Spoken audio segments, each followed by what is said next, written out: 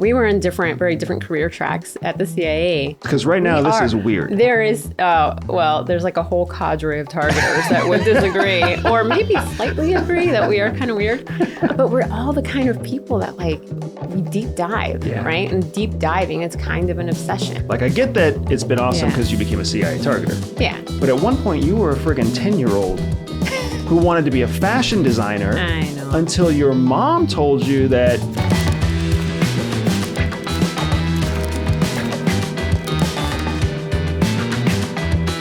So I had an idea about our son's complete obsession with Minecraft. Oh, seriously, I am like running out of ideas with this because it's really irritating to me. He is so obsessed with Minecraft. I know. It just results in tears and arguments. I know. And because we limit the screen time. So the idea I had was you were on a trip recently and there was like 3 days in a row where he was like, I wish I could just play Minecraft all day. And then it dawned on me, like, why don't I let him play Minecraft all day? Like, not in general, but as an experiment, because we unschool, homeschool, child-led learning. So I'm like, part of that entire process is helping them learn to self-regulate, helping them learn to make decisions. They can't make those decisions if we're constantly telling them what to do. So my idea was, what if we give him 7 days, right? We have the conversation with him, obviously, like we do with everything else. I say, hey, Sina, how about for the next 7 days, we let you play as much Minecraft as you want? I knew that was going to be your face. But hear me out. My theory. Oh, so I also thought like we could even make it like a little science experiment with him and be like, look, for 7 days, we're going to let you play as much Minecraft as you want, right? So let's hypothesize, what do you think is going to happen? And my hypothesis is that he'll play it like crazy until his friends get home from school and for like 3 days. And then he'll want to play with his friends. And then he'll play with his friends when they come over in the afternoon. And then maybe like around day 4 or 5, my guess is that he'll start waning in interest, right? Like he's not going to play 5 straight hours of Minecraft, right? He'll play maybe 4 hours and then he'll want to do Legos, or he'll play 3 hours and then he'll want to do art. Like, this is my hypothesis, but we can have it with him too. We can have him write it down, put it on the wall, like just an idea, because it's not a horrible idea. It's not a horrible idea. I don't know what's going to happen. That's the whole point. That's why we're limiting it to 7 days. Like, there's a part of me that sees this as an interesting way of kind of like shortening the whole life cycle of this obsession, because he does this often. Yeah. Like he gets into these phases where it's all about one thing. He was all about Pokemon. Yes. And then he was all about Beyblades. Now he's all about Minecraft. He was all about Halo. Like he just gets into these really like deep cycles of like obsession is the only word I can come up with, where he just thinks about it and he talks about it and every story is about it and every idea is about it and every game and every piece of art and everything. Yeah. And this is where he's at now. And it's been hard over the summer because his friends are also in a similar cycle. Yeah. So it's like an echo chamber for them. Yeah. But there's another side of me that's like 7 days of unlimited Minecraft for a 10-year-old. He gets to choose. But okay, so I get that you're laughing about this, right? But here's honestly, like, what are we going to do when he's like gives himself headaches? What are we going to do when like he turns into like a brainless zombie for half a day? What are we going to do when like... Then we have the conversation with him, just like the last time many, many years ago when I had too much wine. And we had the conversation of, you cannot drink as much wine as your friend over here. You need to drink water, right? We have the same conversation with him, except he'll learn it at a much younger age. I'll be like, babe, like you have a headache, right? How many hours did you play Minecraft today? And I'll be like, I started at 9 And I played all the way until dinner. Okay, well, how much water did you drink? How do your eyes feel? Where's the headache? Well, it might be because you were staring at a screen all day, right? Like, maybe tomorrow, do you think you can do something different? Right? We can have, it just prompts the conversation. So there are two things happening. So I think that it's really interesting that you were the one who was so against homeschool for a while, because I would have never thought to experiment like this. All of these ideas actually stem from you, not like the specific ideas. But I have gone from being a like extremely rigid person to having to be like much more malleable. So, if you think about it, it's kind of in the same vein as what we do with the business as well, right? Like we do, we experiment. We experiment 30-day goals, 60-day goals, quarterly goals, and then you're checking in on those along the way, right? So, well, there's an element here too, though, because I feel like Sina, our son, is so like you. I also get him. So I feel like, but that's why I think it's funny to you, because I feel like you see him and you're like, oh, I get that. I see him and I'm like, what is going on? Yeah. So just look, I feel like we have very different emotional reactions right now. Right. I'm a little bit skeptical. I'm a little bit reserved, and you're like laughing about this. But when he resists you because he wants Minecraft, you're the one that gets your feelings hurt. Yeah. I have actually found my own feelings being hurt by this insane focus on just one thing. Yeah. It's not easy, for sure. So what is it like? Like being obsessed? Well, like, think about what is it like being so hyper-focused on one thing that, the way he describes it, he can't think about anything else. Yeah. I can't relate to that. I get it. So you've seen me go through my book series. So like, I've done Harry Potter twice. I did Wheel of Time, which is 14 books. I finished those. You've talked about doing that again. like 14 months. Yeah. And I'm going to do it again. Ugh. I'm going to buy myself a nice set and read them all over again. And, right now I'm doing all Star Trek books. So like I'm obsessed with everything Star Trek right now. And it's all I think about. And, Is it all you think about the way he describes it, like all the time? Yeah. Like I just want to get back to it. So like Wheel of Time in the last like 3 books, like I was so engrossed, I was so obsessed with the story that I was actually, I was either reading or listening to the story nonstop all day. I see you do this. I see you do the dishes with like your headphones in. I've seen you cook. Yeah. With like your mobile phone in the corner of the kitchen. And I don't understand how you watch movies 20 minutes at a time sometimes. Yes. I don't get it. It's so strange. I don't understand how that's enjoyable. I don't understand how you don't lose track of the story. I don't understand. It's because I'm rewatching the same movie over and over again too. Because I'm obsessed with it. Like right now, I think I've watched Hot Fuzz like 3 times in the last week, 20-minute increments at a time. Yeah, I love it. I thought we were saving that for a date night. And I'm going to watch it again with you, and I want to watch it with Sina. So I love the movie right now. Oh my gosh. But I get it. Like, and I think we've talked about this before. When, we were in very different career tracks at the CIA. And, I think we've talked about like the skill set or not necessarily a skill set, but the weirdness, temperament. The weirdness, because right now this is weird. There is, there's like a whole cadre of targeters that would disagree or maybe slightly agree that we are kind of weird. But we're all the kind of people that like, we deep dive, right? And deep diving, it's kind of an obsession. That's find true. Something. The one thing that we all have to remind each other of when we're working is like, don't go down the rabbit hole, because we are the type of person that we're going to find this little nugget and then we're going to keep digging and digging and digging. And sometimes that leads to result, sometimes you strike gold, but sometimes you just wasted like a whole 8-hour day digging on something that you really should have stopped.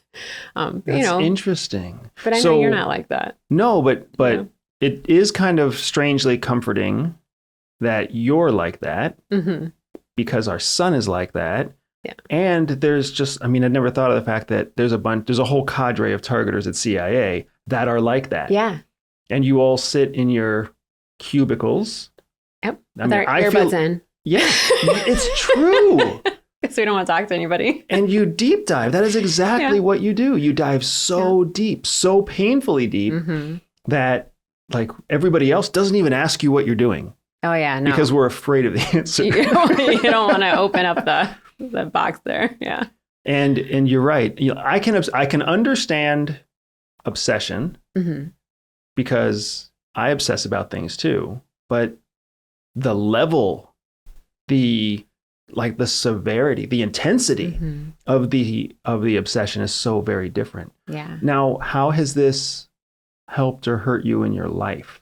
Like, I get that it's been awesome because you became a CIA targeter. Yeah. But at one point, you were a friggin' 10-year-old who wanted to be a fashion designer. I know. Until your mom told you that you have to pick a real job or something. What's that story? Yeah, she encouraged me to... Encouraged. Nice word. Yeah, to choose a profession that would make more money so I could make a living, because they were now in hindsight, I realize my parents were struggling financially at the time. But at the time I was like, oh, okay. I was like, I guess I'll be a scientist.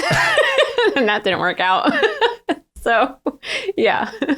But so I think, one of the things about, people like me and like our son is, when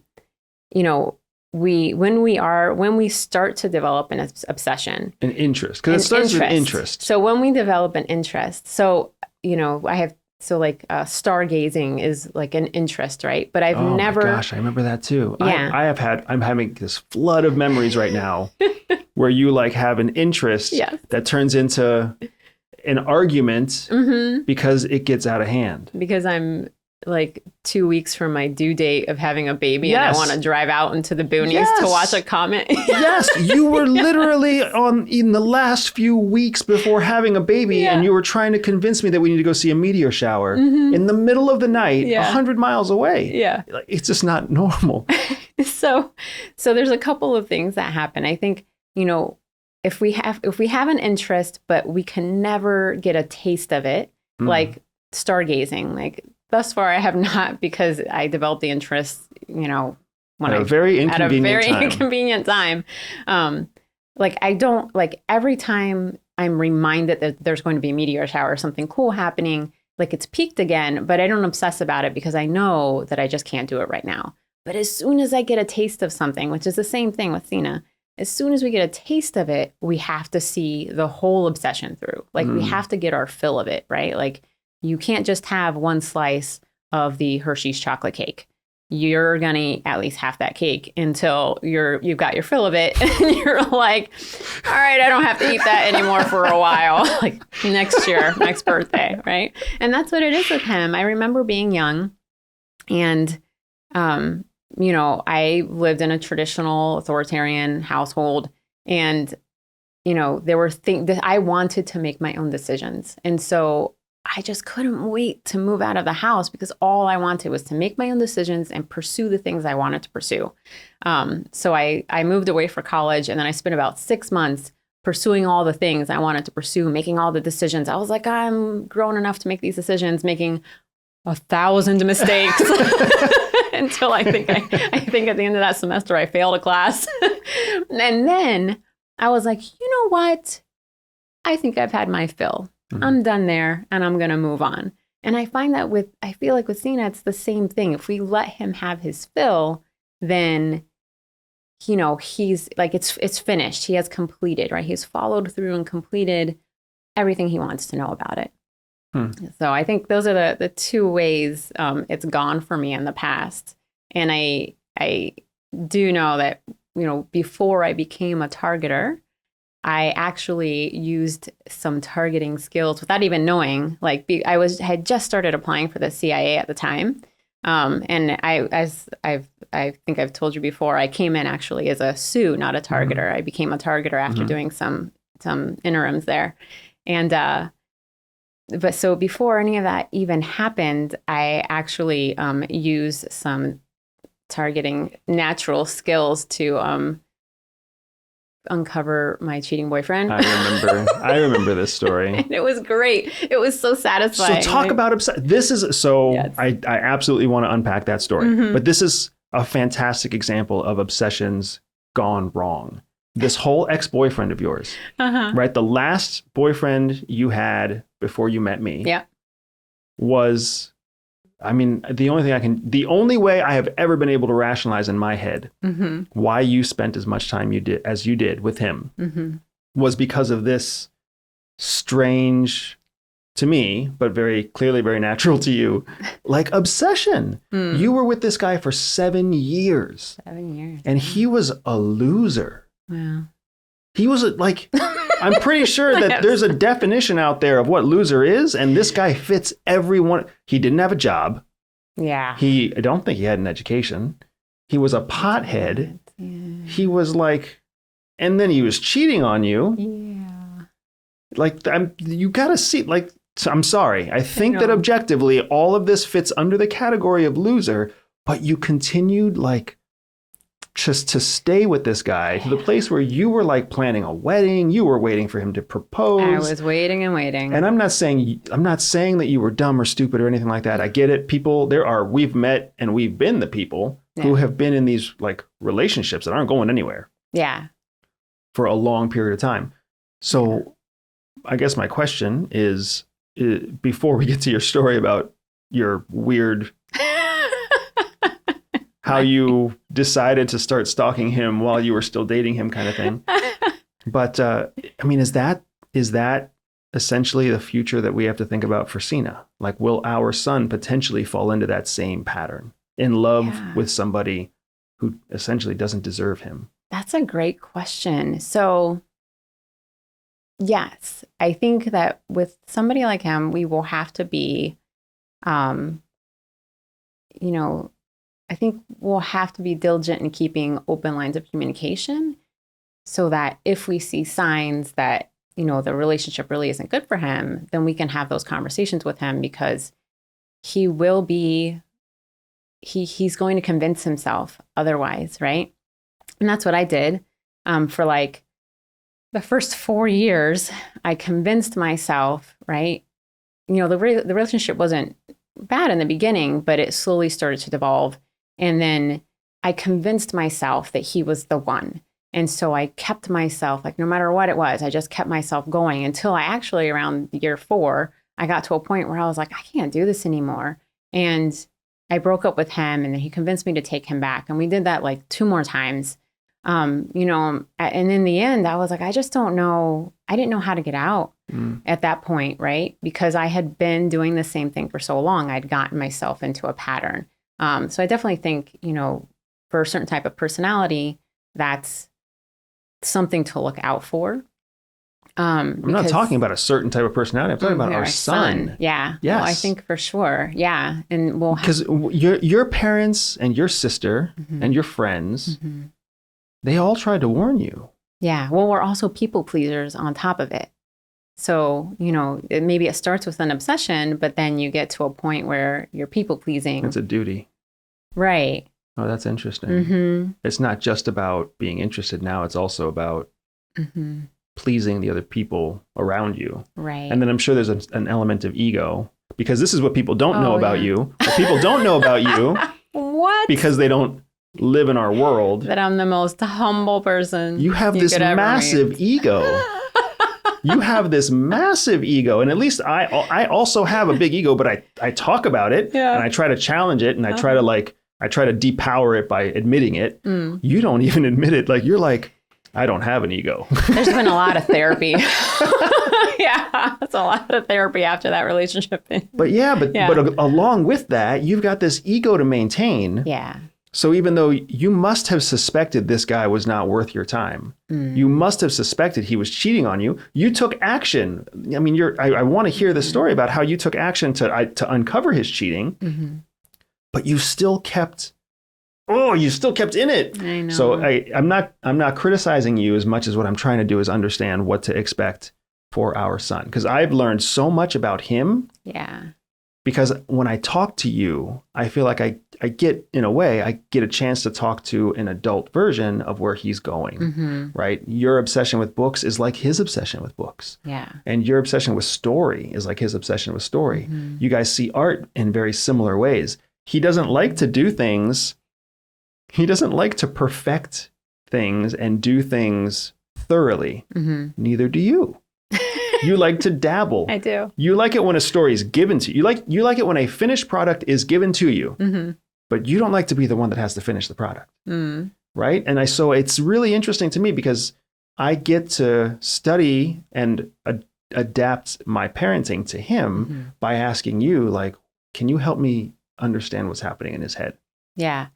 So I think that one of the things that we'll have to do with him in particular, but, you know, with our daughter as well, depending on what happens in their lives, is something that is a tool that we use in targeting. So, and by we, I mean the military, the FBI, the CIA, anybody mm-hmm. who uses targeting, who has a targeting discipline, uses something called pattern of life analysis, which if you break it down, you know, into a more micro level, it's basically pattern of behavior analysis.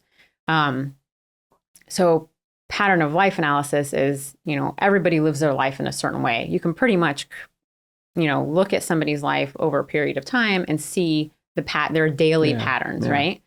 Behavior is much the same way. So when you say daily patterns, you mean what time they go to work, what time they go to school, what day of the week they go to the grocery store, what order they go through the grocery store, where they buy their coffee, where they buy their gas, where they drop their kids off at school. These are all examples of pattern of life. Yes. Now, pattern of behavior, you said, is also out there. Yeah. So pattern of behavior is when you're looking at a person and the pattern of how they behaved. So if you had taken me many years ago at the beginning of that relationship, you would have seen that the first year, the year before I met him and the first year we were together, my pattern of behavior, my pattern of life was going out with friends. I had tons of friends. I was very social.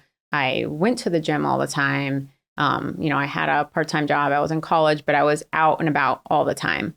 By the end of the second year of that relationship, I had 0 friends. I did not go to the gym. I didn't really leave my house because he was a very jealous person, and I became very isolated. So if you had been paying attention, right, if somebody had been looking at my pattern of behavior, they would have seen a noticeable change in my pattern of behavior. And then the next year I moved, and so I moved to a different city to go to law school. So none of those people knew me before. So for them, that pattern was normal. But anybody who had known me before would have seen that my pattern had drastically changed. So I think, you know, when you're looking at, you know, friends or loved ones or whatever, that's something that you can look at. I had a friend in high school she was like 16 dating a 30-year-old. And only in Florida does that happen. I know. And I'm sure that's not true, but that's certainly what I think. Really, really smart girl. But, you know, you could see, I didn't know, I was also 16 at the time, so I didn't understand these things at the time. But if you had looked at her pattern of behavior, you would have seen that she had also become more isolated. I found out later, like years later, that he had been abusing her. But, you know, these are things that you have to be paying attention and have that open line of communication. And then you can see these things that are, you know, anomalies, changes. So your family saw changes in you. Did they highlight to you your own changes in pattern of life or your own changes in pattern of behavior? So my family's very non-confrontational. Yeah. So they did say things, but they were very subtle and nuanced, and nobody came right out and said, you need to break up with him. Which is funny because now when they talk about it in hindsight, they always say like, we don't know what she was thinking. But I bet you're right. In the moment, they were probably like, so how are you guys? Yeah. If I'd been in your family, if I'd had your sisters, they would have been like, Jihi, seriously. Or my mom. My mom would have been like, you're an idiot. You're an idiot. Yes. What is my mom saying? No sympathy for stupidity. Yes. Oh my gosh. Yeah. My mom would have had a heyday with your ex-boyfriend. That would have ended the relationship really early on. It's too bad I didn't know your family back then. Oof. So how did it actually come to an end? What was the straw that broke the camel's back in this 7-year obsession and this 7-year abandonment of all of your patterns of behavior that were healthy into, and it's so interesting because you were in this dark, destructive place and you emerged from that into CIA. Yeah. Like when you showed up at CIA, I'm pretty sure you showed up as part of your plan to get out of the relationship. Like it was a plan to like it was a welcome break change, up, yeah. move, and like get the hell away. Mm-hmm. And instead of just running someplace, you like ran to Langley, Virginia. Yeah. Yeah. So the last year of our relationship, I'd graduated from grad school. You know, I was trying to get a job. We were living together again. Because when I was in grad school, we had been living in different cities. And so we had just kind of, you know, just flowed into this, I think what a lot of people do, this natural cadence, right? This natural pattern of life develops, right? I went to work. He wasn't working for part of that time. Sometimes I think he got a job at some point. You know, he's a rapper, and so he would go to local shows. You're gonna laugh at that. I'm not the only one laughing. Everybody listening to this story right now is laughing at that one. But go ahead. Yeah, he is talented.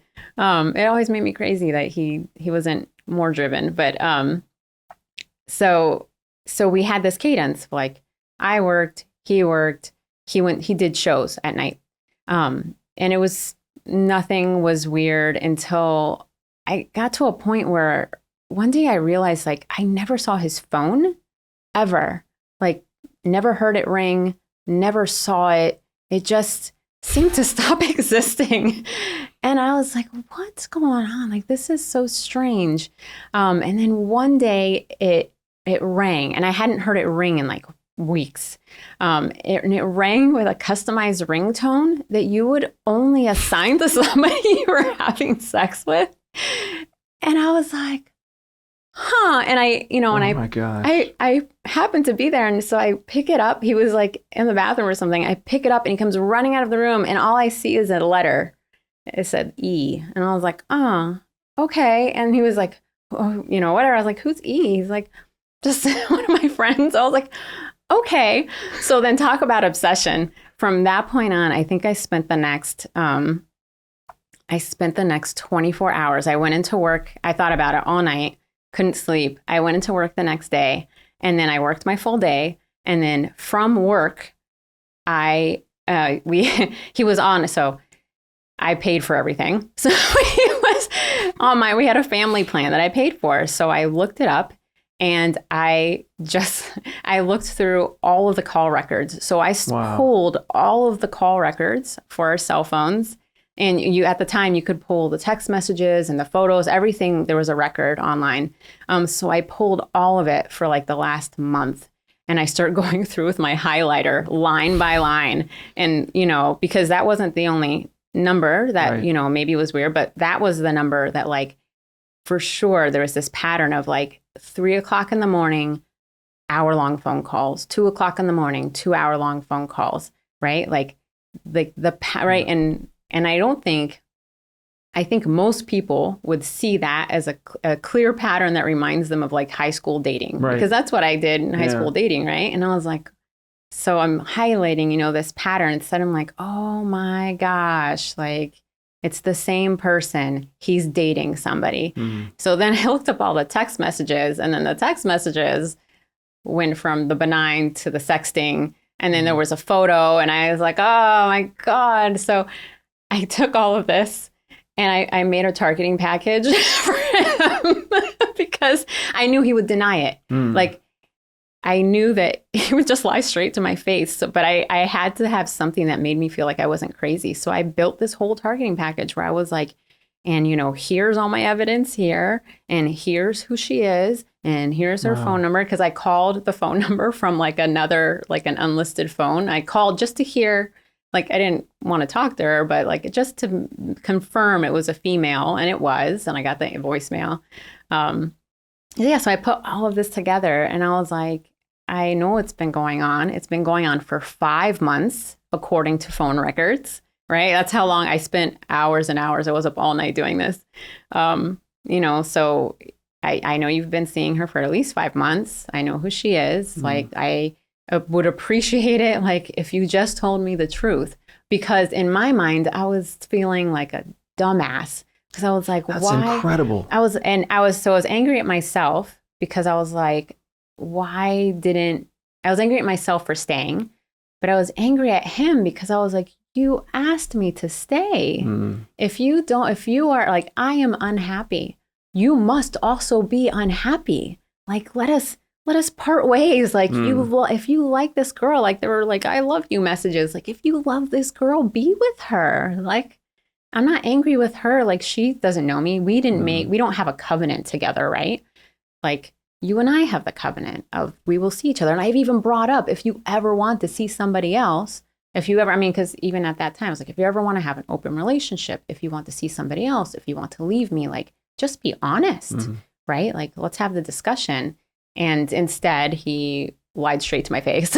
Like, I knew even when you gave him when you gave him everything, like solid, everything.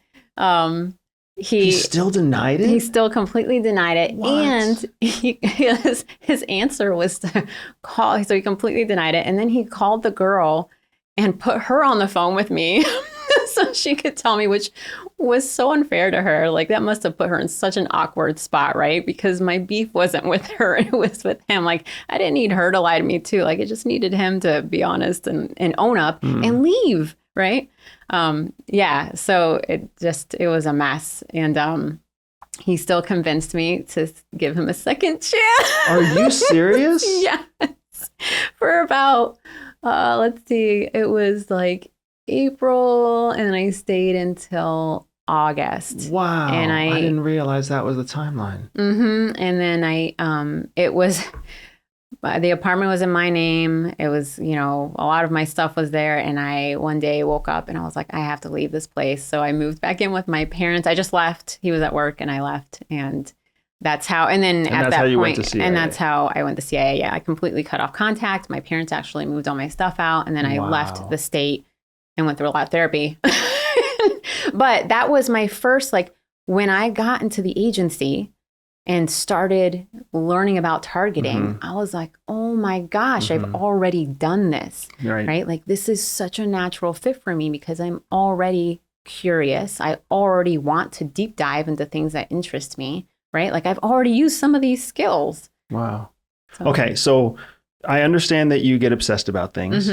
And now I understand that you had this long-term boyfriend who cheated on you, denied it, even though you could build a solid body of evidence to present to him. My logic was undeniable. So you caught him cheating and presented him a package of proof that he was cheating, and he still denied it.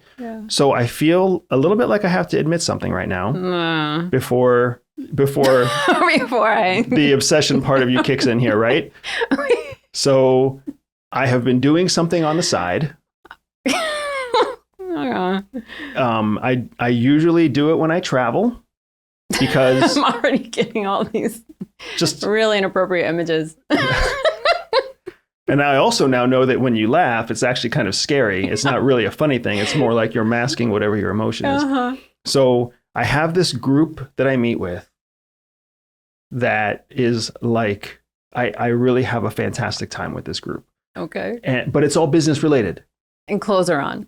And clothes are on. Well, thank God. I think clothes are on. But you can't see the pants. We meet virtually, exactly.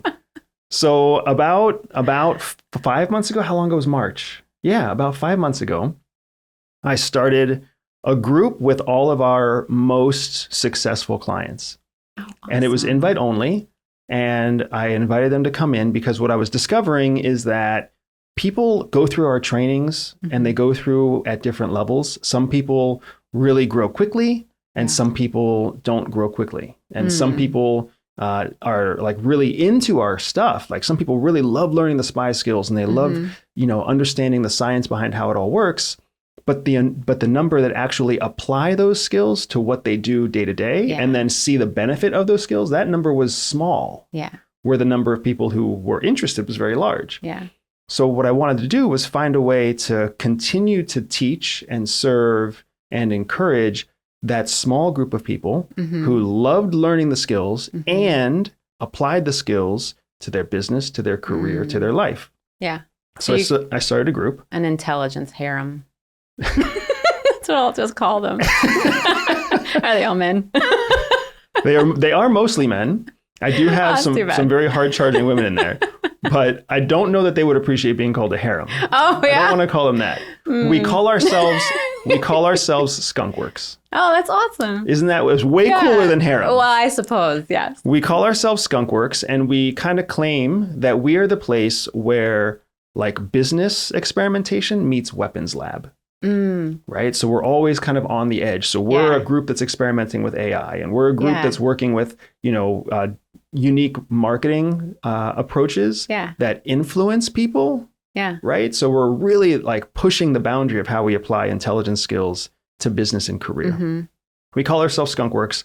It's a small group right now. I have 7 people in my highest tier, which we call elite tier. Mm-hmm. And then I have 5 people in my base tier, which is our entry level tier. Yeah. And we meet. And we have a private group.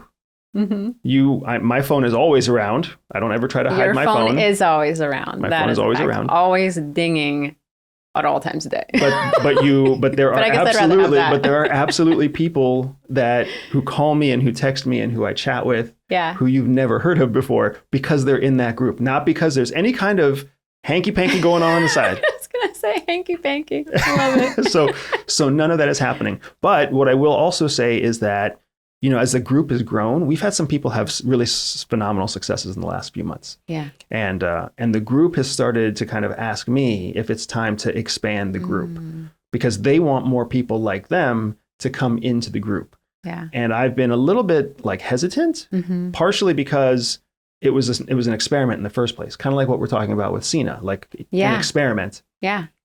Taking something from the experiment phase to the commitment phase is a big step sometimes. Yeah. But the group seems to really want it. And I mean, to be honest, like I kind of want it too. Yeah. But it's going to be a huge commitment in terms of my time, my energy, and the business, really, right? Because our goal with the business has always been to serve a small group of people at an impossibly high level. Yeah. Rather than, serve a gigantic group of people with like almost no service. Yeah. Right. It's the difference between mass marketing. It's like the McDonald's versus your like high-end 5-star Michelin restaurant. Yeah. We want to be the Michelin restaurant that serves a few people at an incredible level rather than the McDonald's who doesn't remember your name and usually gets your order wrong. Yeah. Right. So as we moved to make that shift, I just wanted to kind of come clean and let you know. Because you can't keep a secret that big. Not from you. Definitely not from me. And the last thing I want to do is trigger that very, what I will call scary level of like, you were highlighting the guy's call records. Yeah. And I can't even imagine what it must have been like to read what you read and saw what you saw as you were going through his history. So I don't want you to do that to me. You don't need to, and you don't have to. It's a business group that I'm meeting on the side. You don't want me to, you're going to be like walking around the house one day. Where's my phone? And there I am in the closet, scroll. Who are these people? Exactly. My mistress is related to our business. Well, And like I said, I've got a solid 95% confidence everybody's wearing clothes. But there is still room for error there. I don't really know for sure that they're all wearing pants, but they're definitely showing up with clothes on, except for this one guy, Josh, who never turns his camera on. So I have no idea what that guy's wearing. It's I keep wanting to have these horribly inappropriate comments, like calling it your brain orgy. I don't know why you go with that. You have a unique brain. That is not where I'm going with this.